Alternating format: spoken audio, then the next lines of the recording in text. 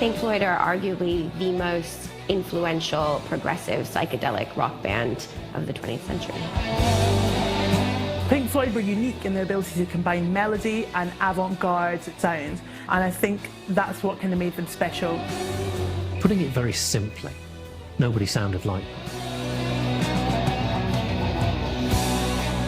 The first incarnation of Pink Floyd met at London's Regent Street Polytechnic School in the early 1960s, a time when rock and roll exploded in popularity throughout the UK.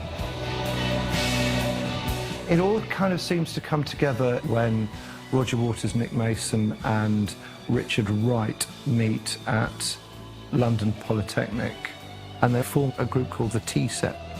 Pink Floyd really bonded, I think, over a love of 50s rock and roll. So they were really into acts like Little Richard, Chuck Berry, Buddy Holly as well. And when they started playing together, I think they started performing a lot of R&B standards as part of their setup. They all came of a generation where the first thing they got excited about on the radio was, you know, Rock Around the Clock by Bill Haley.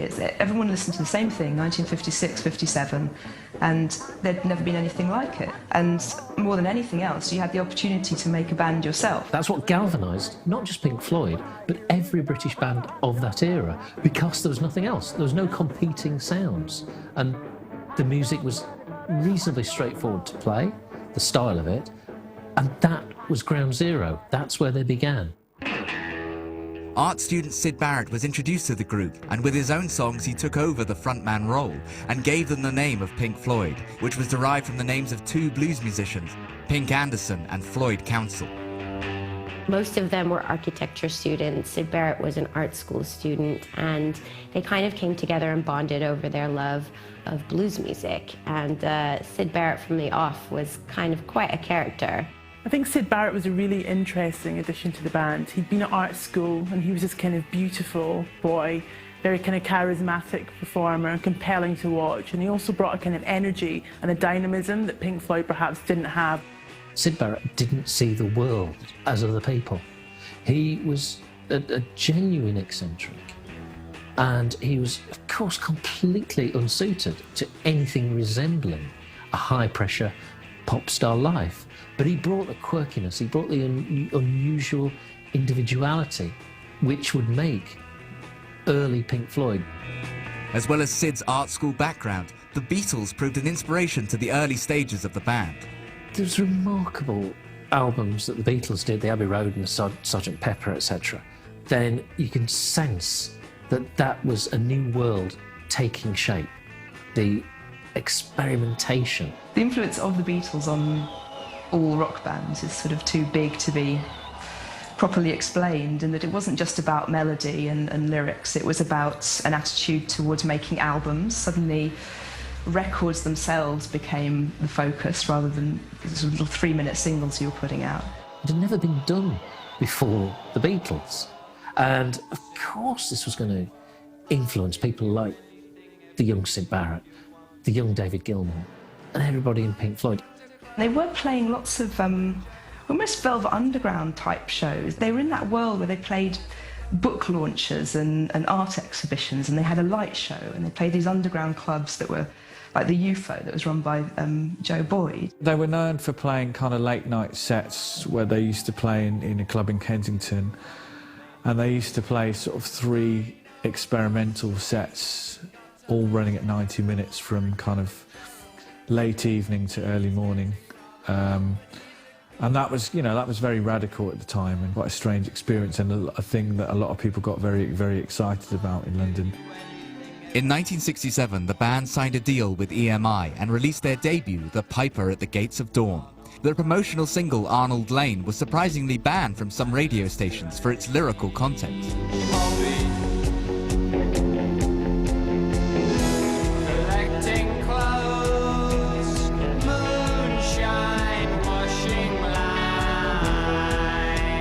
Arnold Lane, it's ridiculous to think that was banned, but then this was the year of the Rolling Stones not being allowed to sing Let's Spend the Night Together and have to change it to Let's Spend Some Time Together because it was seen as too risque. So it shows you just how long ago this was. I mean, Arnold Lane is a true story based on an old perv who used to nick knickers off Syd Barrett's mum's washing line in Cambridge, and it was just a sort of running joke.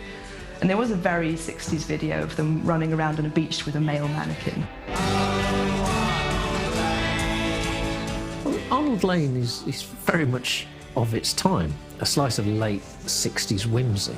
It's about a transvestite knicker.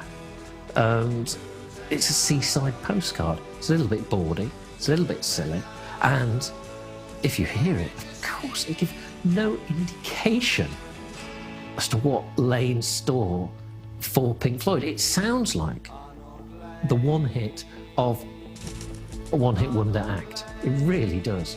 You never, hearing Arnold Lane, you never expect to hear of Pink Floyd again. It's quite a standard kind of pop song, but there's bits of it, there's elements to it that are kind of freaky and that kind of are a little bit out there. And I think you can maybe hear the early R&B influences, but you can also see where the band were going to go with it. So it's this kind of interesting template for what was before and what they were about to become. Barrett's lyrics on The Piper at the Gates of Dawn, covering fairy tales and scarecrows pitted against the psychedelic instrumentation, tapped into the British consciousness and moved onto the charts. Piper at the Gates of Dawn was the only album that the band actually did with Syd Barrett, and I think it's one of the standout records of the 60s, really. It's so innovative and pioneering. It's kind of taking all that kind of psych rock stuff and just really pushing that sound forward. The title is taken from a chapter in The Wind and the Willows where Pan, the great god Pan, reveals himself. So all this kind of idea is filtering through this generation, tying in as well with the rise of LSD. Well, Syd Barrett is an incredibly unique songwriter. If you take a song like Bike or whatever, it's on one level it's almost like a nursery rhyme, but there's this kind of unsettling strangeness to it, which you know, was the thing that defined the early Pink Floyd. Barrett struggled with the success of the band, and whilst touring the US, it began to show. At the time, Barrett was using a lot of psychedelic drugs, and I think eventually led to him having a mental breakdown. The strain was obviously really taking its toll on the band as well. He would turn up to interviews and not know where he was. He'd kind of be blabbering on in interviews. It got quite embarrassing, I think, for them. On stage as well, he was just incredibly erratic. There are reports in the studio of him just asking them to play chords and playing completely different chords over the top, and he was just becoming unreliable at gigs, and they never knew what he was going to do. And I think it just got to a point where they kind of somewhat reluctantly just said that this isn't going to work. The band began working on their follow-up album, A Saucerful of Secrets, but started limiting Syd's involvement. With Saucerful of Secrets, you could see that Roger Waters was beginning to dominate Pink Floyd, as he would for the next 10, 15 years. And the sound of Pink Floyd was beginning to take shape. So by the time of the second album, it wasn't that Barrett wasn't writing. He was at home writing songs. They just weren't being allowed on the record. And the one that he did get on the record, Jug Band Blues, says something like, "I'm wondering who is writing this song." And it's a very, very naked portrayal of the schizophrenia that was developing. And the songs that they kept off that record that Roger Waters deemed too dark were things like Scream Thy Last Scream, which has a line, "Scream thy last scream, O woman with a casket." There's something very brave about it. They recruited the young Dave Gilmour too, and he added a sense of reliability as well as some guitar playing which was very much of its era. There was nothing whimsical about Dave Gilmour's guitar playing in the way that there was about Syd's guitar playing. And this essentially became the signature sound of Pink Floyd. With Syd gone and Dave Gilmour on board, the band ventured into new territory with experimental albums Umma Gumma, Atom Heart Mother and Medal. It really is the sound of the band, on one level experimenting in these kind of great, kind of heroically long and quite fascinating jams, but also kind of this very English thing that's going on. Atom Heart Mother was Pink Floyd's first #1 album, and I think that record really cemented their reputation as kind of sonic adventurers, you know. Syd Barrett was out of the band, Dave Gilmour was fully in the band, and they were really experimenting a lot more with their recordings.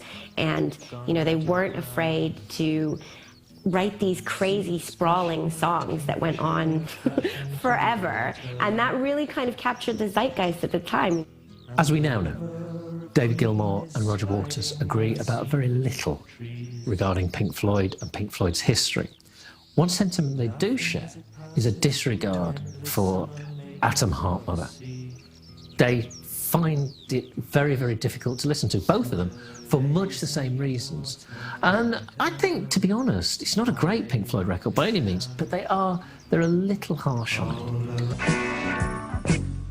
In 1973, Pink Floyd released The Dark Side of the Moon. It was to become their most critically and commercially successful album.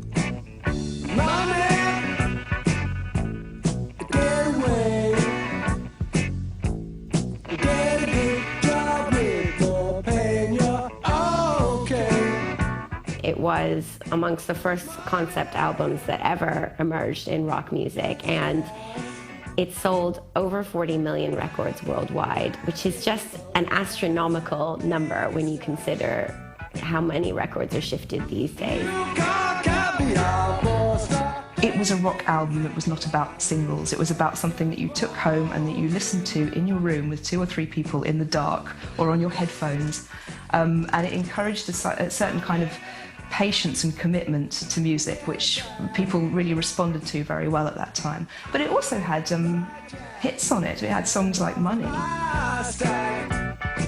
I love its jazziness. I love the fact that it's written in 7/8 time and it sounds like something that Cream could have come up with in the late 60s. It's actually quite a sort of retro sound. It's simply timeless. It didn't sound like anything else then. It doesn't sound like anything else now. And along the way, it hasn't sounded like anything. It's completely on its own. For me, Comfortably Numb is probably my favourite Pink Floyd track. You can just kind of lose yourself in this crazy story of this guy Pink and his kind of weird lyrical interplay with the Doctor. I'm a sucker for those like crazy guitar solos as well in it, so I think Comfortably Numb for me is this perfect unhinged pop song. Come on now. One of the things that Pink Floyd are known for is the conceptual sleeves that became a big part of what they did, and it was all part of the package of presenting something as an album rather than just a collection of songs. Storm Thorgerson was the designer of Pink Floyd's most popular works. His sensibility was based around creating images to reflect the overall feel of an album, and this meant not having members of the band on the sleeve, the prism for Dark Side of the Moon, or that extraordinary picture of Wish You Were Here with a man shaking hands with a flame suit on. And they spoke in a sense of alienation and Roger Waters' lyrical concerns, but you could make of them what you will. The only certainty about these sleeves is that they were anti-pop. For Atom Heart Mother, you recognise the cow. You don't even need to see the name Pink Floyd because it's not on there. And nowadays it's funny because those things are actually still selling like hotcakes in what's left of the record stores, that people will buy T-shirts with that prism on it because it's recognisable from 30 feet away across the street, and it's not even about listening to the music. So they did have quite an unusual place in that sense of how carefully they marketed themselves while still being a political band in a funny kind of way. Roger Waters took control again for the 1979 album The Wall. Its success led to the production of a huge worldwide tour and a film based on its concept directed by Alan Parker. But behind the wall, things were troubled for Waters. Now backs to the wall. I think The Wall was economically and commercially a high point for the band, but psychologically a very, very dark one. I mean, it came out of absolute contempt for fame and for the audience. Just before he started writing the Wall concept, he famously spat at an audience member who was irritating him in the front row, and they were quite brave in exploring the idea of that barrier between the audience and them, which is where this idea came from, about literally building a wall between you.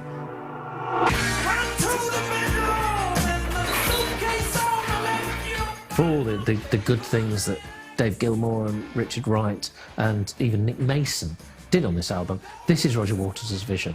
And it's so unusual because of the way that it tackles that most indulgent of subjects, being a pop star and fame, in the way that it does. The lead single, Another Brick in the Wall Part 2, was promoted with a video featuring animation by Gerald Scarr. Its disco beat saw it become their biggest single to date.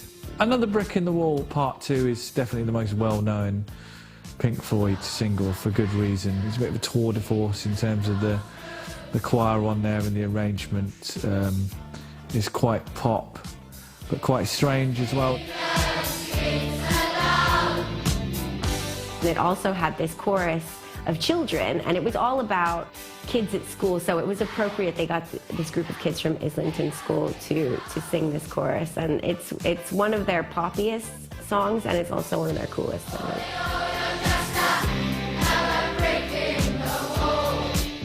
Roger Waters' last album with Pink Floyd would be The Final Cut. It was planned to be a soundtrack to the film The Wall, but became a collection of songs rallying against the Falklands War. If we're looking for great Pink Floyd singles, I'd go for Not Now John off The Final Cut, which is incredibly intense. It's an incredibly barbed rant against Thatcherism, but it's so exciting, and it has drills on it.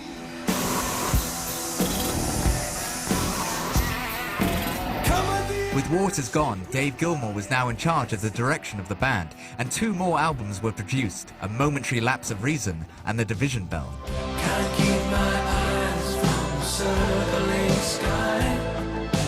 Tongue-tied and twisted, just an earthbound distant eye. I always thought that the split brought out the best in both Gilmour and Waters.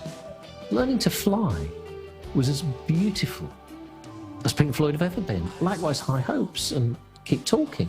Gilmour was honest enough to understand that he didn't care about lyrics. He's a music man. For him, lyrics are of little interest, in a way that I think they are to very few people in bands.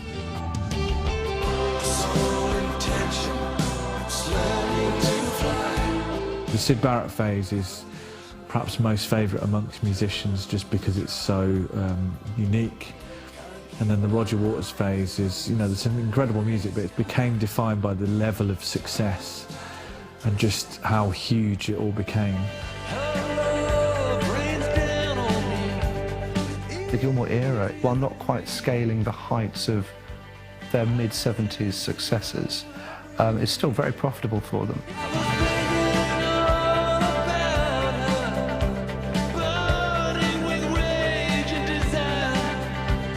I have a lot of time for Dave Gilmour because he's a serious musician, and a lot of people believe that he was very important in translating Roger Waters' ideas into records. Roger Waters had the concept, and Gilmour helped make them into music. But I think that those 2 last albums of theirs, they do miss that sense of a sort of overarching, cohesive, political, pseudo-political theme that Roger Waters was so good at. After a break following the release of 1994's The Division Bell, the band reformed with Roger Waters in 2005 for the global charity event Live 8. We raised a cry for freedom had arrived. When Waters and Gilmour reunited in 2005, it was a really emotional performance, I think, for them. They kind of all have this really kind of big group hug at the end, and you can feel the emotion in the air. I was quite touched that they dedicated Wished You Were Here to Syd Barrett. I mean, that's 30 years ago, and they're still dedicating a song to him on stage, which does suggest that the memory of that episode in their history has been absolutely integral to everything that came afterwards. And they've always admitted that Syd Barrett was the creative force, and they had to create something in that vacuum. And I thought it was quite touching. He was still alive then. It wasn't a tribute to him having passed away. He was probably watching it on TV in Cambridge, and it's quite an emotional moment. The grass was greener. The light was brighter. With their incredibly innovative sound and revolutionary live shows, Pink Floyd remain one of the most influential groups in popular music. To trace Pink Floyd's DNA in the current pop landscape is is quite a task, but you know, you can see their influence in bands like Radiohead, even in bands like 9 Inch Nails, the Smashing Pumpkins, in ambient electronic music, and any band that kind of really utilizes echoes and layers, and they just are an incredibly influential band. We reached the dizzy heights of that dreamed of world. There's a clear influence with a record like OK Computer. There are moments on that are just so, you know, so obviously indebted to Pink Floyd. The fact that they took it into the mainstreams, and you know that they got it into kind of just everyday households. How they presented themselves was also a remarkable feat of understanding the logistics of pop music, which is meant to be about celebrity, it's meant to be about individuals. Pink Floyd didn't do that. They were completely anti-personality. They didn't put their pictures on their albums, and these albums still sold phenomenal amounts, even when records were selling. So therefore it showed that you didn't have to play the game in that way. And to show that you can be anti-pop and be one of the biggest selling bands of all time is a remarkable achievement. And you hear their legacy everywhere. Whenever a band sells a lot of records and doesn't compromise, then they're taking from the Pink Floyd template.